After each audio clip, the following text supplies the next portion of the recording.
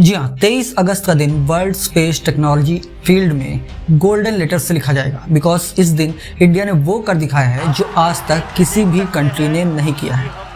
क्योंकि 23 अगस्त को शाम 6:04 पर जैसे ही चंद्रयान 3 ने मून के साउथ पोल पर सॉफ्ट लैंडिंग की, उसी वक्त पूरा देश गर्व से भर गया। आज भले ही प्रज्ञान रोवर चांद के सरफेस पर इंडिया के फुटप्रिंट्स छोड़ रहा है और आपको भले ही लगता हो कि इंडिया की इस सक्सेस की जर्नी मात्र 42 डेज की थी, बट ऐसा नहीं है। इस जर्नी की शुरुआत 62 ईयर्स पहले ही हो चुकी थी और इन 62 ईयर्स की मेहनत और लर्निंग का ही नतीजा है कि इंडिया आज वर्ल्ड की फर्स्ट कंट्री है जिसने मून के साउथ पोल पर सॉफ्ट लैंडिंग की है। India has done it. India has made space history. India has become the first nation to succeed on the moon's south pole. India is the first country in the world. Successful moon landing of its Chandrayaan-3. India's lunar probe, Chandrayaan-3. India has become the first country in the world to successfully land a craft near the moon's south. अब आपके मन में सवाल होगा कि moon पर तो पूरी दुनिया के सैकड़ों मिशन जा चुके हैं, फिर ये मिशन इतना ज्यादा इंपॉर्टेंट क्यों है? तो चलिए आपको इन 5 पॉइंट में समझाता हूं कि क्यों चंद्रयान 3 का साउथ पोल पर लैंड करना इतना ज्यादा इंपॉर्टेंट है। Number 1, most challenging mission. Bharat के चंद्रयान 3 ने मून के साउथ पोल पर लैंडिंग की है, जो कि अभी तक किसी के लिए भी अनएक्सप्लोर्ड है और ऐसा करने वाले हम वर्ल्ड की फर्स्ट कंट्री हैं। तो दैट इज वाई ये एक बहुत ज्यादा चैलेंजिंग मिशन था। मून की साउथ पोल की सरफेस काफ़ी उबड़ खाबड़ है और यहाँ पर बड़े बड़े क्रेटर्स यानी कि गड्ढे हैं, जिस वजह से यहाँ पर सॉफ्ट लैंडिंग करना एक बहुत बड़ा चैलेंजिंग था, जिसे कि इंडिया ने कर दिखाया है। मून के साउथ पोल पर रात में टेम्परेचर -230 डिग्री से भी नीचे चला जाता है और इस टेम्परेचर पर इलेक्ट्रॉनिक इक्विपमेंट्स भी काम करना बंद कर देते हैं। तो टेक्निकली भी ये मिशन बहुत ज़्यादा चैलेंजिंग था, जिसे इसरो ने कर दिखाया है। कोई भी स्पेस मिशन सूर्य की लाइट के अकॉर्डिंग काम करता है, लेकिन चांद के ल्यूमिनस साइकिल की वजह से साउथ पोल पर हमेशा सूर्य नहीं होता और सोलर एनर्जी के बिना इस मिशन को पूरा करना भी एक बड़ा चैलेंज है। Number 2, goals. चंद्रयान 3 का मेन गोल चांद के साउथ पोल पर पानी की खोज करना है। चांद के साउथ पोल पर कोल्ड ट्रैप्स एक इंपॉर्टेंट प्लेस है जहां पर पॉसिबल है कि पानी और बर्फ के ट्रेसेस मिल जाएं, और अगर ऐसा हुआ तो ये एक हिस्टोरिक मिशन होने वाला है, क्योंकि पानी से ड्रिंकिंग वाटर, ब्रीदेबल ऑक्सीजन और यहां तक कि जेट फ्यूल भी बनाया जा सकता है। Number 4, the rover effect. Russia का जो लूना 25 लैंडिंग से पहले ही क्रैश हुआ, उसमें सिर्फ लैंडर था, बट चंद्रयान 3 में लैंडर के साथ साथ एक रोवर भी है जिसका नाम प्रज्ञान है। अब प्रज्ञान रोवर चांद के सरफेस पर एक लिमिटेड एरिया में घूमकर वहां की मिट्टी कलेक्ट करेगा और उस पर रिसर्च करेगा।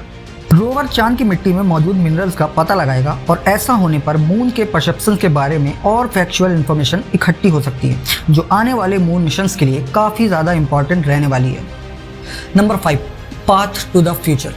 चंद्रयान 3 की सफल लैंडिंग से इसरो ने वर्ल्ड में एक नया मुकाम हासिल किया है। इस मिशन के थ्रू की गई स्टडी आने वाले कई सारे मिशंस के लिए काफ़ी ज़्यादा इंपॉर्टेंट होने वाली है। नासा के आने वाले मैटिस 3 जैसे वर्ल्ड के तमाम मून मिशंस के लिए नॉलेज के मामले में उनकी डिपेंडेंसी भारत पर बढ़ जाएगी, क्योंकि भारत के पास मून की सटीक जानकारियां होंगी। अब आप सोच रहे होंगे कि चंद्रयान 3 तो लैंड हो गया, अब उसकी जर्नी के बारे में बात करने का क्या फ़ायदा? तो आपके लिए भले ही 42 डेज की जर्नी रही हो, बट इंडिया के लिए ये एक पूरे 62 ईयर्स की लर्निंग जर्नी थी, जिसके बाद आज भारत ये मुकाम हासिल कर पाया है। चलिए आपको स्पेस टेक में भारत की इस 62 ईयर्स ओल्ड जर्नी के बारे में बताते हैं।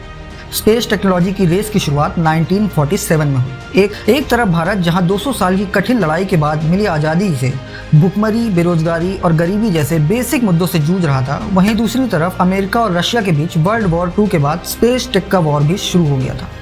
और इस वॉर का इंटेंशन इस वक्त स्पेस में एक्सप्लोरेशन नहीं, बल्कि एटॉमिक बम को कैरी करने के लिए एक इंटरकॉन्टिनेंटल रॉकेट बनाने का था।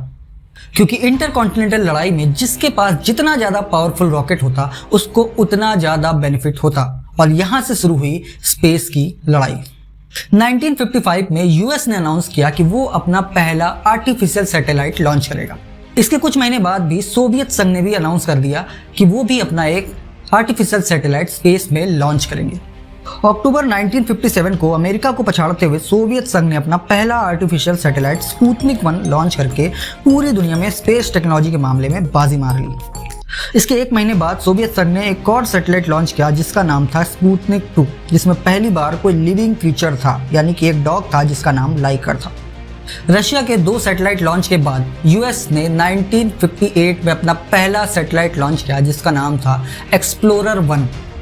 यूएस और रशिया की स्पेस रेस के बीच आर्थिक तंगी और गरीबी से जूझ रहे भारत के पास स्पेस टेक के बारे में सोचने का भी वक्त नहीं था।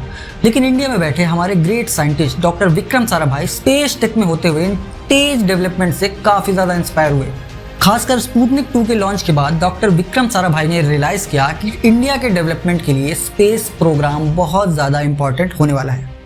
इसके बाद डॉक्टर विक्रम साराभाई ने इस पर काम करना शुरू किया और 1962 आते आते उन्होंने उस वक्त के प्राइम मिनिस्टर पंडित जवाहरलाल नेहरू को कन्विंस कर लिया कि इंडिया के डेवलपमेंट के लिए एक स्पेस प्रोग्राम शुरू किया जाना चाहिए।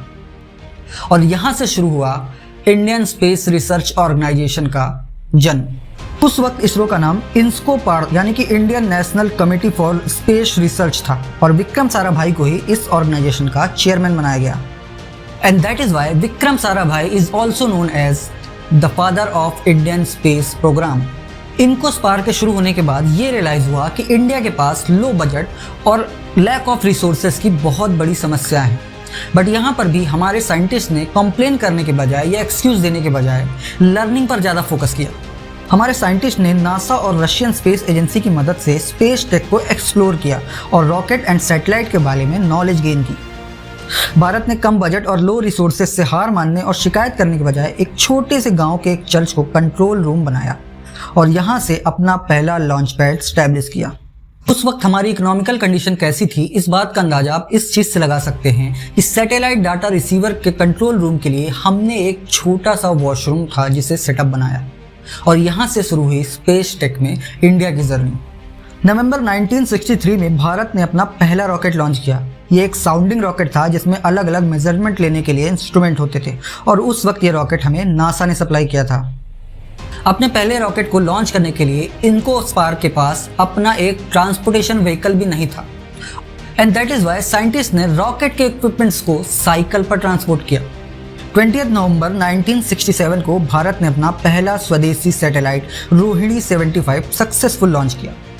15 अगस्त 1969 आज़ादी के 22 साल बाद इनकोस्पार का नाम बदलकर इसरो कर दिया गया, जिसका मकसद था इंडिया के डेवलपमेंट के लिए स्पेस टेक का यूज़ करना और इसके चेयरमैन भी डॉक्टर विक्रम साराभाई बनाए गए। यूएस और सोवियत संघ में अपने साइंटिस्ट को भेजकर दिन रात की मेहनत और लर्निंग के बाद आखिरकार 1975 में भारत ने अपना पहला आर्टिफिशियल सैटेलाइट लॉन्च किया जिसका नाम था आर्यभट्ट। लेकिन अफसोस डॉक्टर साराभाई इस लॉन्च को देख नहीं पाए क्योंकि 1971 में ही उनकी डेथ हो गई थी। इसके बाद इसरो के चेयरमैन बनाए गए डॉक्टर सतीश धवन, जिनके नाम पर श्रीहरिकोटा में आज हमारा लॉन्चिंग स्टेशन भी है। सतीश धवन के नेतृत्व में इंडिया ने 1980s में अपना खुद का लॉन्च व्हीकल SLV-3 बनाने में सफलता हासिल की, यानी कि अब हम लॉन्चिंग में भी इंडिपेंडेंट हो गए थे। इससे पहले हमारी लॉन्चिंग रशिया या अमेरिका के थ्रू हुआ करती थी। इसके बाद इंडिया ने ASLV, PSLV और GSLV जैसे लॉन्च व्हीकल भी बनाए और लॉन्च व्हीकल के मामले में इंडिया इंडिपेंडेंट हो गई। 1983 में नासा की हेल्प से इंडिया ने INSAT यानी कि Indian national satellite system launch किया। इस सैटेलाइट का मेन काम था इंडिया के अंदर टेलीविजन ब्रॉडकास्टिंग और वेदर ब्रॉडकास्टिंग को जारी करना। इसके बाद अगले 20 सालों तक इंडियन साइंटिस्ट ने अपने रिसोर्सेज को बढ़ाने और लर्निंग इकट्ठा करने के लिए दिन रात एक कर दिया। डॉक्टर APJ अब्दुल कलाम और डॉक्टर नम्बी नारायण जैसे ग्रेट साइंटिस्ट ने हमारे इंडिया को स्पेस टेक के मामले में इंडिपेंडेंट बनाने के लिए दिन रात मेहनत की। एंड 2008 में शुरू हुआ इंडियन स्पेस एजेंसी का गोल्डन पीरियड। 2008 में इंडिया ने अपना पहला moon mission Chandrayaan 1 successfully complete किया और यहीं से शुरू हुआ इंडियन स्पेस एजेंसी का स्वर्णिम दौर। 2013 में इंडिया वो पहला देश बना जिसने मार्स ऑर्बिटर मिशन यानी कि मंगलयान के जरिए पहली ही कोशिश में मार्स के ऑर्बिट में एंटर किया और ये मिशन अब तक का सबसे सस्ता मिशन था जिसकी की टोटल कॉस्ट $74 मिलियन थी, जबकि मार्स पर बनी अमेरिकन फिल्म मार्शियन का बजट ही $108 मिलियन था। और इस मिशन की सफलता के बाद भारत का इसरो दुनिया की one of the top agencies में से एक हो गया। इसके साथ ही India, America, Russia and China के बाद मार्स के ऑर्बिट में सफलतापूर्वक पहुंचने वाला इंडिया चौथा देश बन गया था। लेकिन वेस्टर्न मीडिया को इंडिया की सक्सेस से कुछ ज़्यादा ही प्रॉब्लम थी and that is why New York times ने मार्स मिशन की सक्सेसफुल होने के बाद अपने न्यूज़पेपर में ये कार्टून छापा। बट फरवरी 2017 में जब इंडिया ने वेरियस कंट्रीज के 104 सैटेलाइट एक साथ लॉन्च किए, तब पूरी दुनिया का परसेप्शन इंडिया के लिए स्पेस टेक के मामले में चेंज हो गया। एंड तब द टाइम्स ऑफ इंडिया ने एनवाईटी को जवाब देते हुए ये कार्टून पब्लिश किया। 2019 में भारत ने अपना दूसरा मून मिशन चंद्रयान 2 लॉन्च किया, लेकिन टेक्निकल एरर के चलते लैंडिंग स्पॉट से कुछ दूर पहले ही हमारा मून मिशन क्रैश हो गया। कनेक्शन टूटने के साथ ही 130 करोड़ देशवासियों का दिल भी टूट गया। उस वक्त इसरो के चेयरमैन डॉक्टर के सिवान बहुत हताश और निराश हो गए। वो इतने भावुक हुए कि पीएम मोदी के गले लगकर रो पड़े। बट चंद्रयान 2 की अनसक्सेस के बाद भी हार मानने के बजाय हमारे हार्ड वर्किंग साइंटिस्ट ने दिन रात एक किया।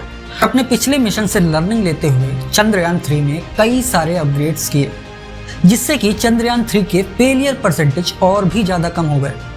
साइंटिस्ट ने अपने आप को और चंद्रयान 3 को पूरी तरह से अपग्रेड किया और इसका नतीजा आज पूरा वर्ल्ड देख रहा है। एंड इस 62 ईयर्स की जर्नी में इंडिया की सक्सेस के मेजरली 4 रीजंस हैं: learning, efficiency, resource management and cost efficiency. And that is why इस बारे में बात करनी ज़रूरी है। अगर आप भी इसरो और इंडिया की सक्सेस से प्राउड फील करते हैं तो इस वीडियो को लाइक करें। अगर इस वीडियो से आपको थोड़ी भी वैल्यू मिली है तो इस वीडियो को अपने दोस्तों और फैमिली मेंबर्स के साथ शेयर करें। अगर आप यूट्यूब पे से देख रहे हैं तो चैनल को हमारे सब्सक्राइब करें और अगर फेसबुक पर देख रहे हैं तो हमें फॉलो करें।